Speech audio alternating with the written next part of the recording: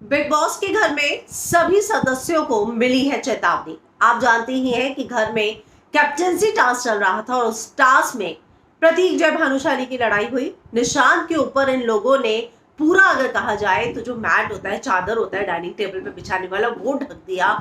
वो चिल्लाता हुआ नजर आया कि मुझे सांस नहीं ली जा रही है। वो ये भी चिल्ला रहा था कि मेरे कपड़े जो है उतर रहे हैं, आप लोग इस तरीके से टास्क मत खेलो।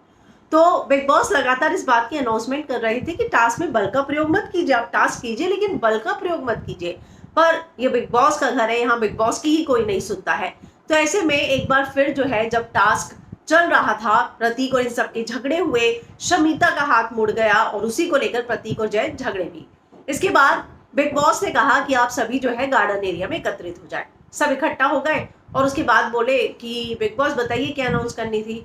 तो थोड़ी देर के बाद बिग बॉस ने अनाउंस किया कि अगर आप लोग जिस काम के लिए आए हैं चुपचाप बैठे तो मैं बोलूं।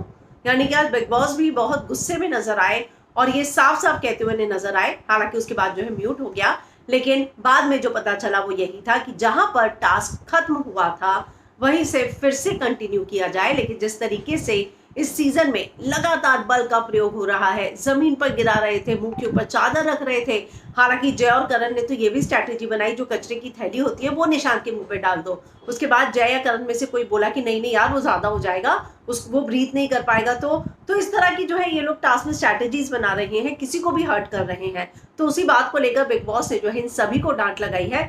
एक बार फिर से कैप्टेंसी टास्क शुरू हुआ है, लेकिन इस बार भी जो स्ट्रैटेजी है, आपको याद होगा वो पलंग जो है बीच में डाल दिया था, दो हिस्सों के बीच में जो दरवाजा है वहां फिर से आज वो पलंग डाल दिया गया है। तो अब देखना होगा कि अब ये जो नई स्ट्रैटेजीज हैं, दोबारा जो कैप्टेंसी टास्क शुरू हुआ है उसमें ये टास्क पूरा हो भी पाता है या जिस तरीके से ये लोग गेम खेल रहे हैं वो रद्द हो जाता है। तो लाइव फीड में जो भी अपडेट आएगा हम फिल्म विंडो पर लेकर जरूर आएंगे।